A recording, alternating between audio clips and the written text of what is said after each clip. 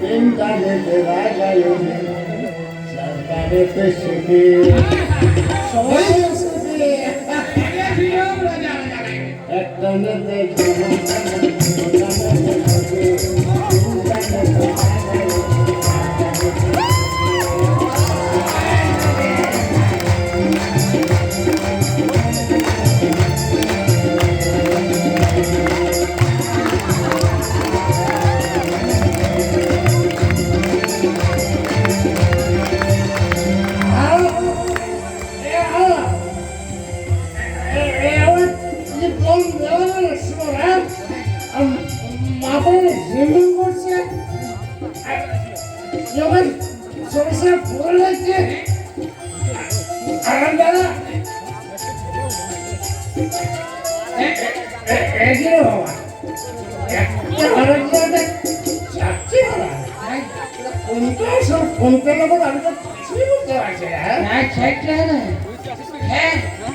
গাঁজা খাই যদি আমি চারটা বউ দেখতে পেয়েছি কত বলো তুমি চারটা হারা দেখতে পেয়েছি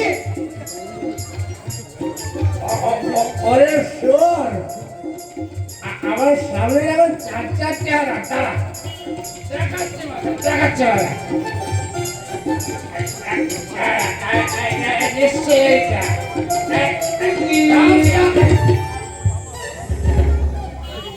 আমি এখানে দাঁড়া দেখাচ্ছে দাঁড়া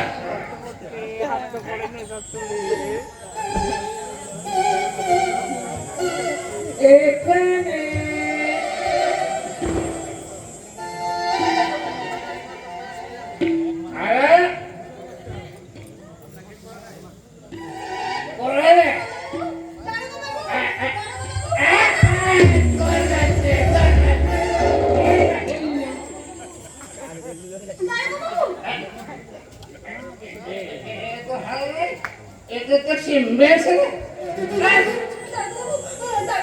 আমার যে সর্বনাশ হলো কি দাদু বাবু সর্বনাশ তো আমার বসে আছে আমার হারা কি যে খাওয়ালো তাতে আমি একেবারে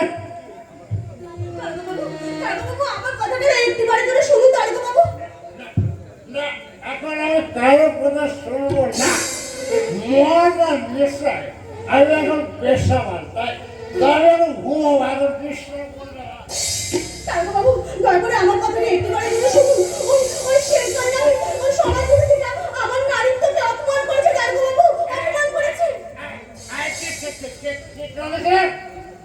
রাস্তার মাঝে ওই শেষ গান আমার দাদার আঁচল টেনে ধরেছিল দাদু বাবু তাও আবার আমার এই হুজুরের এলাকা আমার ফেলে দেয় হ্যাঁ এটা সাহসটা বেড়ে দেয় এটা পুষ্টি শুদ্ধ লোকালে দেবো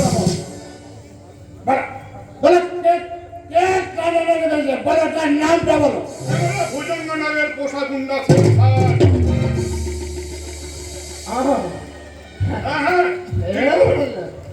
ভুজঙ্গনগরের পোষা গুন্ডা শের খান রাস্তার মাঝে পদার্থ দিবালোকে এই ফুলওয়ালি ঝিল্লি শ্লোতাহানি করেছে আরে অপকর্মের সাক্ষী একমাত্র আমি কিন্তু কিন্তু প্রমাণ কি দেবো স্যার যে কোনো ঘটনা ঘটে যাওয়ার পরে আপনারা তো প্রমাণ লোকের জন্য সক্রিয় হয়ে ওঠেন হ্যাঁ এখন আর প্রমাণ কিছু নেই প্রমাণ শুধু আমাদের চোখ দুটো একটু চোখ দুটো তুমি একেবারে ফুটো করে দিবে তোমার বুকটা ফুটো হয়ে প্রাণ পাখিটা প্রয়োগ করে উড়ে যাবে আমার একবার কথা শুনুন দাদু বাবু আমি বলছি ওই সবার বিরুদ্ধে সেখানে আমার নারীত্বকে অপমান করেছে কিছু একটা করুন দাদু বাবু কিছু একটা করুন লোকের এনার্সে কোনো লেপায়ের দেওয়া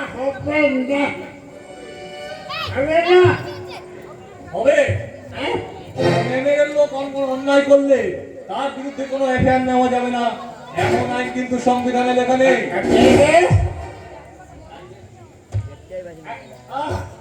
আচ্ছা সাব ইন্সপেক্টর কাঞ্চননাথ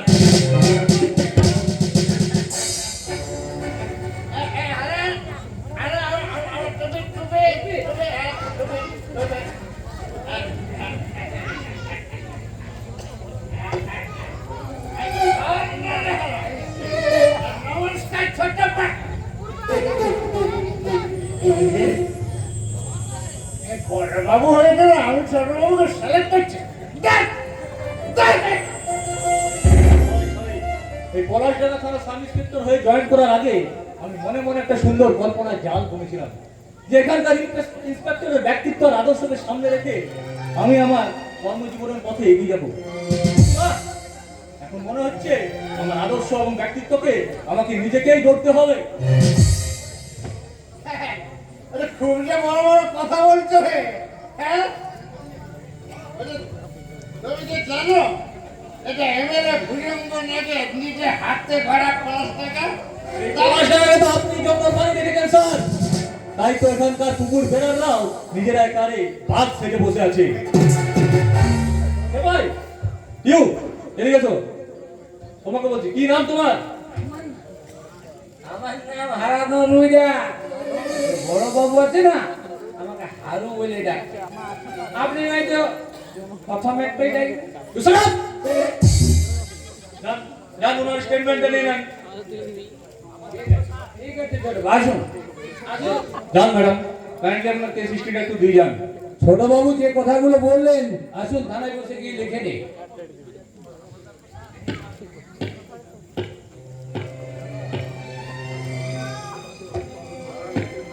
দাঁড়াও সাহেব, দাঁড়াবার সময় আমার নেই স্যার। কর্তব্যের রণক্ষেত্রে আজ আমি একা ঝাঁপিয়ে পড়েছি। কোন সংগ্রামের পথ পিছনে ফেলে যেদিন আমি অন্যায় অবিচারের সমস্ত বাধাগুলিকে ভেঙে গুড়ি দিয়ে এই দুর্নীতিগ্রস্ত সমাজটাকে একটা সত্যিকারের সভ্য সমাজ রূপে গড়ে তুলতে পারবো, সেদিনই আমি বিশ্রাম নেব।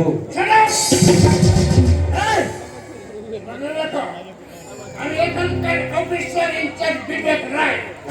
আর আমার পারমিশন ছাড়া বেশি লাপালাপি করলে ওই পা দুটো ভেঙে মৃত্যু কেসে ফাঁসি একেবারে লকাপে পড়ে দেবো। এই! কথাটা আমার মনে থাকবে স্যার।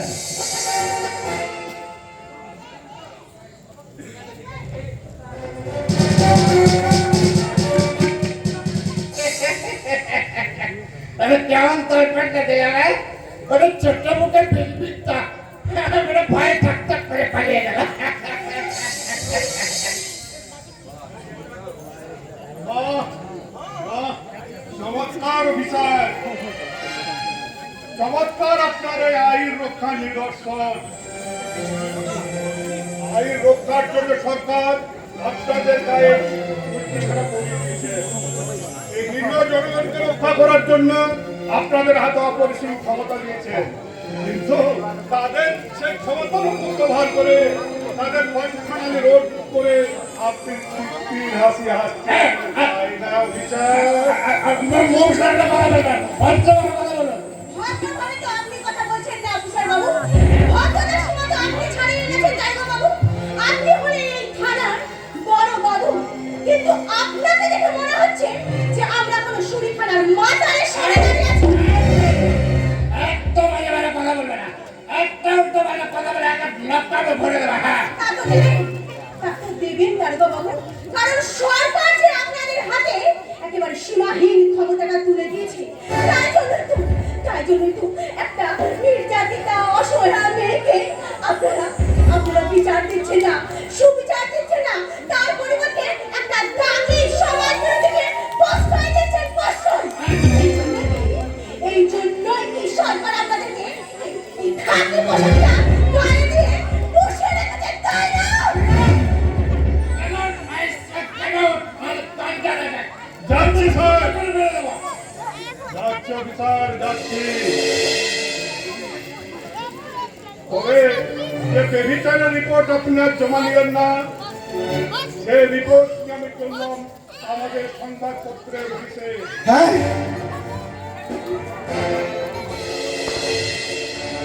যে রিপোর্টে লেখা থাকবে ওই শের খানের জঘন্য ইতিহাস, ভূজঙ্গনের বর্বরতার ইতিহাস, আর আপনার মতো আইন রক্ষকের আইনের রক্ষকের বিক্রয়ের নিদর্শন। এটাই হবে লাঞ্ছিত পুরের বিচার।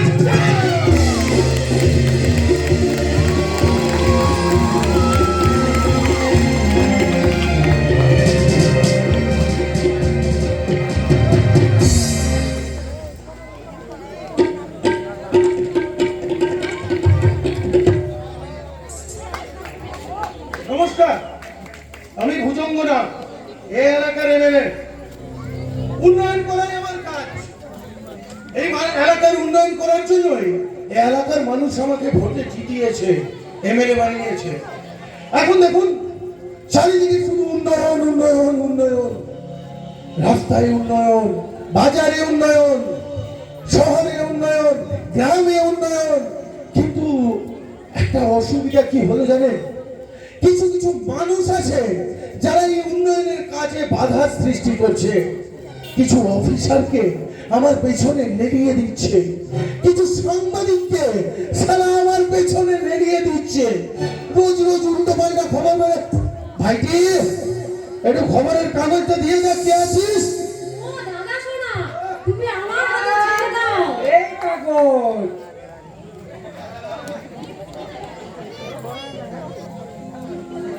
বোন তুই এখন একটু যা, একটু পরে আসবি। এখন একটু যা, আমি পেপারটা পড়ে নি, একটু দাঁড়া এখানে, আমি পেপারটা পড়ে নি। লাঞ্ছিতা ফুলের বিচার চাই, সংবাদদাতা বিপ্লব মুখার্জি। এই শালা সাংবাদিক বিপ্লব মুখার্জি, ও শালা মনে করেছে যে ওই কলমের অস্ত্র দিয়ে এ আমার এই নিচু মাথাটাকে নিচু করে দেবে। কিন্তু না, আমার নাম ভুজঙ্গ, মানে সাপ। তবে আমি কালকে উটের মতো সবল মারিয়া অতপরের মতো আত্মরিয়ে খাই। ওর কলমের কালি আমি সেই করে বের করে দিয়ে ওর কলমটাকে ফোঁটা করে দেব। একটা ইনকাম ট্যাক্স অফিসার আছে স্বরূপ সান্যাল, সে ছাড়া আমার পেছনে লেগে পড়েছে। নোটবন্দির সময় কত টাকা আমার ব্যাংক অ্যাকাউন্টে জমা পড়েছে সে নিয়ে ফাইল নাড়াচাড়া করছে। আমি ওকে আমার অফিসেই আজকে ডেকে পাঠিয়েছি, বুঝলেন? তাকে আমি হিসেবের অঙ্কটা ভালোভাবে বুঝিয়ে দেব। সে যদি বোঝে তাহলে খুব ভালো, আর যদি না বোঝে তাহলে ওই স্বরূপ সান্যালকে আমি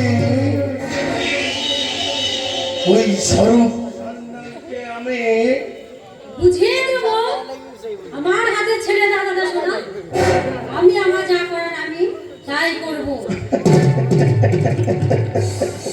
আরে আমার সিক সিস্টার, তুই স্বরূপকে চিনিস নাকি? হ্যাঁ দাদা শোনা, আমি চিনি মানে আমি তোকে হাড়ে হাড়ে ভালো করে চিনি। কলেজে পড়তিস নাকি? হ্যাঁ, আমাদের কলেজে পড়তো আর সব সময় আমার পিছনে ঘুরঘুর করতো। তাই নাকি? হ্যাঁ, কি হতো সেদিনে? সেদিন আমার কি হবে? একে কলেজে আমাকে সব সময় আমার পিছনে পিছনে ঘুরে আমাকে বলতো, সেটা দাঁড়াও, সেটা তোমার সঙ্গে আমার একটা কথা আছে। কি সেটা?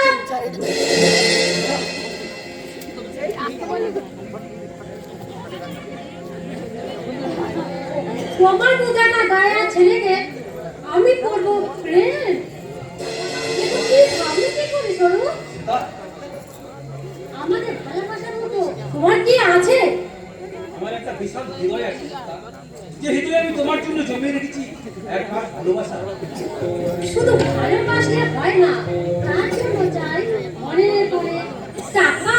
তোমার জন্য পরিশ্রম করে আমি অনেক অনেক টাকা রোজগার করবো। সেটা আমার দাদা শোনা এই রাজকোষ থেকে তুলে এনে তুমি কোথায় রাখবে? ওই তোমার ঘরে। পাশে থাকলে ওই মাটির কুড়ে ঘরে আমি সুখে রাজপ্রাসাদ করতে করবো। বাস্তব আর স্বপ্নের মধ্যে অনেক তফাৎ স্বরূপ। তুমি তো আমার স্বপ্ন। সেটা ছোটবেলায় বাবা মাকে হারাবার পর আমি কাকার কাছে মানুষ হয়েছি, কিন্তু কাকার অবর্তমানে আমি এখন এক ছন্ন ছাড়া যা যাবো। কিন্তু কিন্তু বিশ্বাস করো সেটা, তোমাকে দেখার পর থেকে আমি একটু একটু করে ভালোবাসার স্বপ্ন দেখতে শুরু করেছি। সেটা তুমি কি পারো না সেটা আমার সেই স্বপ্নকে সার্থক করে তুলতে? ছেলের কথা শুয়ে রাজার স্বপ্ন দেখছো তুমি? কোটিপতির বোন একমাত্র আমি। যেদিন তুমি আমার যেদিন আপনি আমার সামনে এসে দাঁড়াবে সেই দিন আমি তোমাকে এসে টেনে দিয়ে বলবো, শোনো, I love you, I love you। আর না বলে তোমাকে আমি বলবো I hate you, Sourav, I hate you, Sourav, I hate you।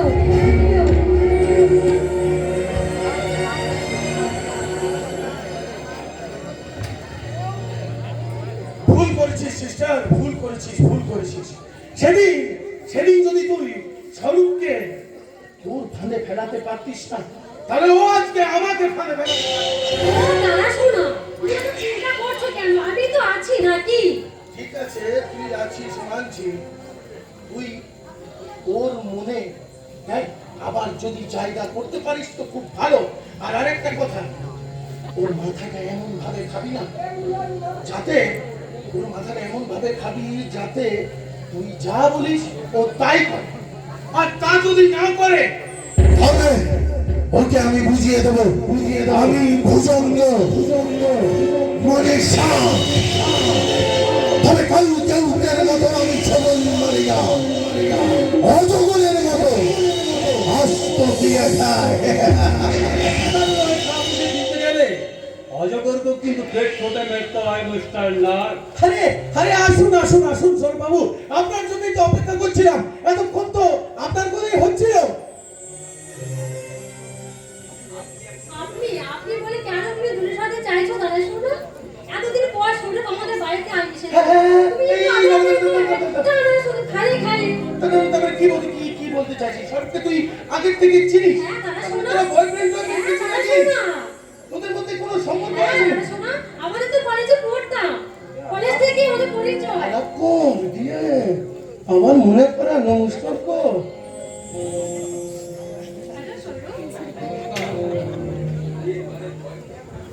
মানে তোরা মানে তুই কি বলছিস? তোর বয়ফ্রেন্ড? হ্যাঁ আমার বয়ফ্রেন্ড, আমরা তো কলেজে পড়তাম। তোকে কি তোকে ভালোবাসতো? হ্যাঁ আমাদের ভালোবাসে সরু। আপনার ধারণা ভুল ম্যাডাম, কারণ কোটিপতির একমাত্র বোনকে ভালোবাসার কোনো যোগ্যতা আমার নেই। আরে মশাই, ভালোবাসার জন্য যোগ্যতার কি প্রয়োজন? সুন্দর সুন্দর একটা হৃদয় থাকলেই তো হয়। হৃদয়হীনা হৃদয়ের মর্ম বোঝে কি স্যার? ভাই আপনাকে যে কথা আমি বলতেছিলাম, নোটবন্দির সময় আপনার অ্যাকাউন্টে 4,80,00,000 টাকা পুরনো নোট জমা করেছে। তার আয়ের উৎস কি? এবং আপনি সরকারকে কত টাকা ট্যাক্স ফাঁকি দিয়েছেন তার হিসেবটা দিলে তাইলে আমি একটু খুশি হতাম। দেব দেব দেব দেব, সমস্ত হিসেব দেব, হিসেব দেব। আর শুধু হিসেব নয়, হিসেবের মোটা অঙ্কের একটা টাকা আমি আপনার অ্যাকাউন্টে ঢুকিয়ে দেবো। আর তার সঙ্গে কোন ফাইলটা কোন টেবিলে পৌঁছাতে হবে সেটাও বুঝিয়ে দেবো। দাদা শোনো, তুমি বাড়িতে অবশ্যই চাইছো নাকি? সরি সরি সরি, ভুল হয়ে গেছে ভুল হয়ে গেছে ভুল হয়ে গেছে। তোরা নিজেদের মতো একটু কথা কথা বলবি নাকি? মানে বেডরুমে নিয়ে গিয়ে একটু এন্টারটেইনমেন্ট করাতে চাস নাকি? আমি বাধা দেবো না। শুনুন মিস্টার নাট, আমি এখানে এন্টারটেইনমেন্ট বা এনজয় করতে আসিনি। আমি এসেছি এখানে অফিসিয়াল ভিজিট দিতে। অফিসার ভিজিট নয়, তুমি আমার ভিজিট দিতে আসছো।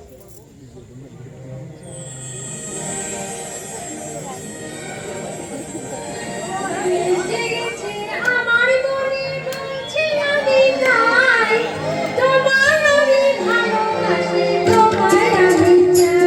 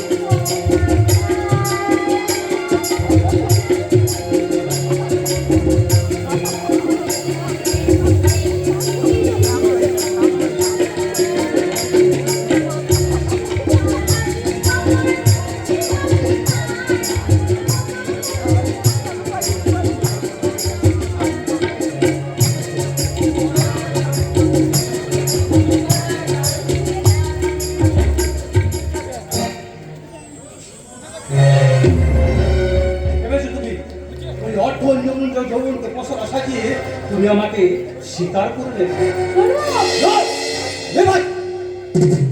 যৌবনের পশরা সাজিয়ে শুধুমাত্র প্রত্যেকের মনে জায়গা পাওয়া যায়, কোনো ভালোবাসার মানুষের মনে হয় সেটা। তুমি তো ভালোবাসার বিদায় করো। তুমি আমার একবার শুধু সুযোগ দাও। আমি তোমাকে মন জয় করে দেবো শুধু। আর কোনো প্রয়োজন নেই সেটা, কারণ অন্যের জন্য নিঃস্বার্থ ভালোবাসা আমার এই হৃদয়কে ভরিয়ে দিয়েছে।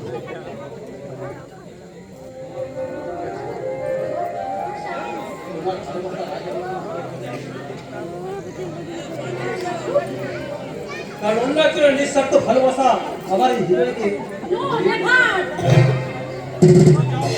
শুনতে চাও? তার নাম কি? ওই সাংবাদিক বিপ্লব মুখার্জির বোন স্বর্ণালী। না! আরেকটা কথা শুনে নাও, আমার খুব শীঘ্রই আমি তাকে বিয়ে করতে চলেছি। ছাড়ো! না, কিছুতেই হতে পারে না। তুমি শুধু আমার ছাড়ো। তুমি শুধু আমার। আমি তোমাকে কাউকে হতে দেব না।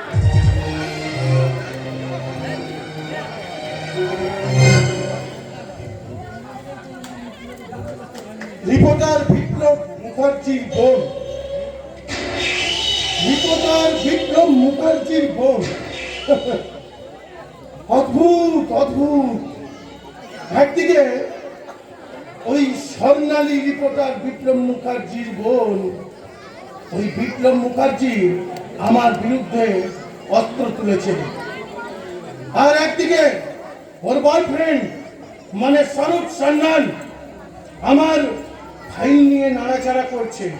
আমি দেখে নেবো বোন, তুই চলে যা, আমি দেখে নেবো, ওই স্বরূপকে আমি দেখে নেবো, স্বর্ণালীকেও দেখে নেবো, তুই চলে যা। চলে। ওই স্বরূপ সান্যাল আর বিপ্লব মুখার্জি দুজনেরই একটাই দুর্বল জায়গা, স্বর্ণালী। তার মানে ওই স্বর্ণালীকে মারলে শুধুমাত্র তাদের দুর্বল জায়গায় আঘাত করা হবে না, এক ঢিলের 3 পাখি মারা হবে, এক ঢিলের 3 পাখি।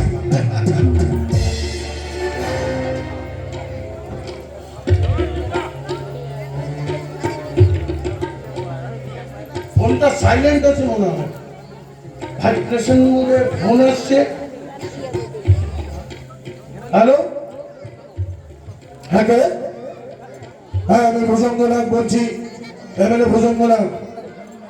হ্যাঁ ভালো আছি, ভ্যাংনা মনে করে বলুন কি বলছেন? কি? হ্যাঁ কি বলছেন? সারা আমার লরির 5টা লরির মধ্যে 3টে লরির মাল লুট করে আগুন লাগিয়ে দিয়েছে। কোন সোরের বাচ্চা রে? কোন সোরের বাচ্চা? শুটিয়ে লাল করে দেবো, নোংরা বোমার করে দেবো। শালা কোন সোরের বাচ্চা? শক্তিমান! এই!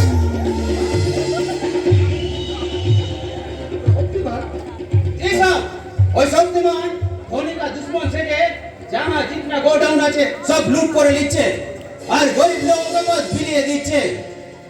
আচ্ছা, और कोई इंसान अन्याय जुलूम করলে उसका पिटाई भी করছে। কি বলছিস রে? কি বলছিস? তাহলে তো একবার দেখতে হয় সেই শক্তিমানের শক্তি কতটা। এক কাজ করছে, 7 দিন সময় দিচ্ছি, 7 দিনের মধ্যে ওই শক্তিমানকে তুই আমার সামনে ধরে নে। नहीं माने बिना कोई कीमत में मेरा बेटा शेर कोई भी कम पर हाथ नहीं डालेगा। जी हाँ माने साथ के बाद मेरा बेटा शेर कोई काम करे ना। अगर कोई नया काम कराना है तो उसका पैसा ज्यादा होना चाहिए। कुछ ज्यादा होना चाहिए। जी हाँ साहब। 10,000 টাকা।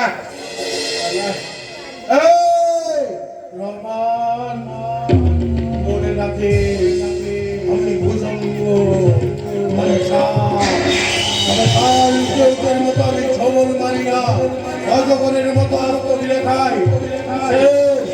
7 দিনের মধ্যে যদি ওই শক্তিমানটা আমার কাছে আমি না পাই। आप मत सोचिए साहब, सोच लीजिए आपका काम हो गया। ये रोमन का बेटा रुपया कभी वापस करना, आप सोच लीजिए आपका काम हो गया। ठीक है मालिक, बेटा से सारा दुनिया को इनका साथ ही अंदर शक्तिमान को क्या हजे कराना चाहिए। याद रखना बेटा, तो शेर का बच्चा शेर है, शेर का काम, हर मुल्क का जवाब एक होता है बेटा, एक होता है। हाँ, हाँ।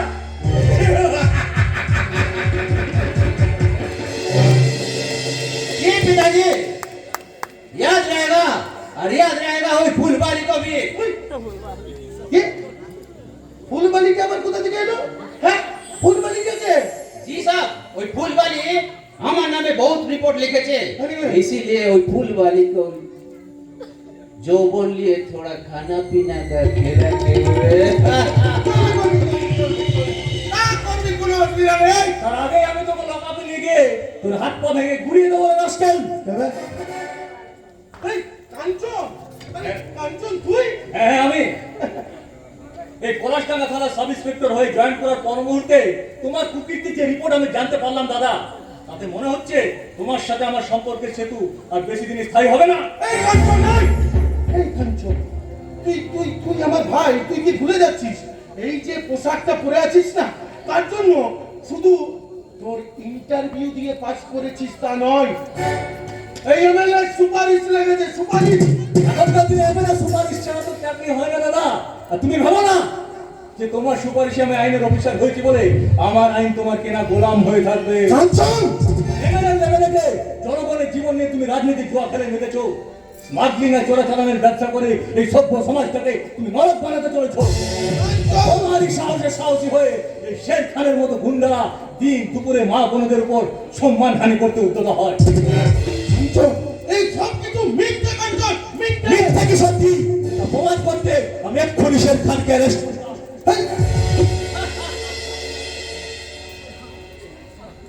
আপনি शेर खान को अरेस्ट करते हैं इंस्पेक्टर।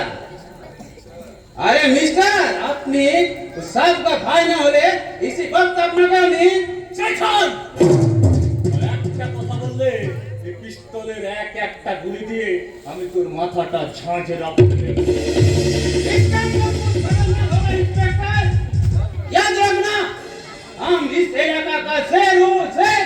তুই যেমন এই এলাকার শের আছিস তেমনি আমিও এই এলাকার সাব ইন্সপেক্টর। তাই মনে রাখবি তোর মতো একটা শেরের চেয়ে একটা সাব ইন্সপেক্টরের ক্ষমতা অনেক অনেক বেশি। তাই তোকে আমি এক্ষুনি থানায় নিয়ে চললাম। চল চল বলছে। আর একজন সাব ইন্সপেক্টর থেকে একটা ইন্সপেক্টর যে ক্ষমতা অনেক বেশি, এটা কিন্তু তুমি মানতে হবে মিস্টার নাগ। আচ্ছা ছেড়ে দাও। আচ্ছা মিস্টার রায় এসেছেন। নমস্কার নমস্কার স্যার। বলছি যথাসময় আপনি এসে হাজির না হলে আপনারা মানে দুজনে একেবারে রামবাজার বেঁধে যেতেন। তা বলেন তো স্যার, কিছু খরচা টরচা যদি করেন ওই শালাকে দেবো এখানে স্যার। এরকম কথা বলবেন না, লজ্জার ব্যাপার আছে বুঝলেন, লজ্জার ব্যাপার। নইলে ফলে কিছু কুমিরটা থেকে কখনো, নইলে সালা নিজেরই ভাই হয়ে কখনো। আহ, বলেন কি স্যার, হে একই মায়ের পেটের সন্তান এমন শের এমন শেয়াল হয় কি বলে? ওদের একবার পেটের সন্তান নয়, সব মায়ের পেটের সন্তান। তাই বলেন।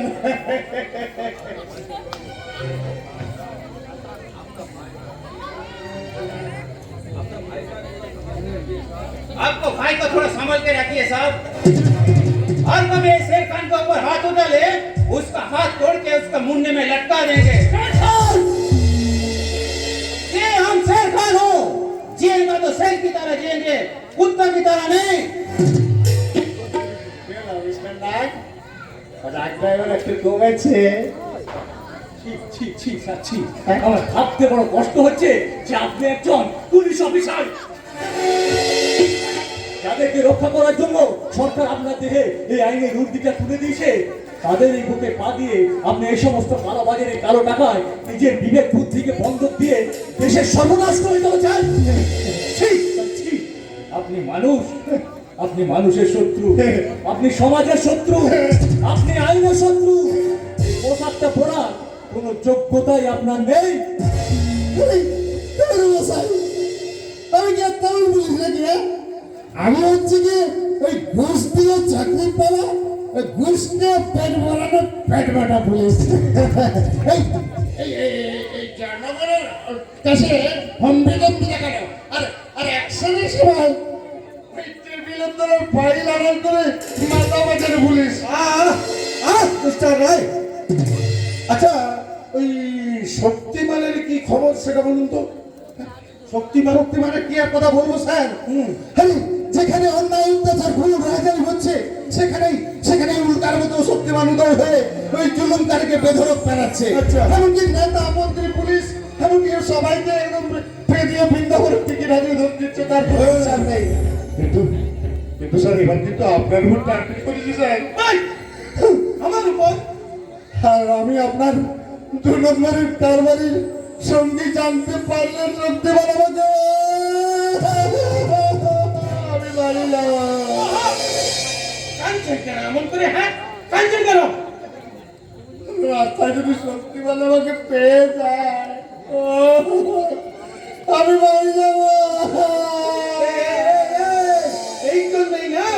এই জন্যই আপনাকে লোকে হিজড়া অফিসার বলে, জানেন?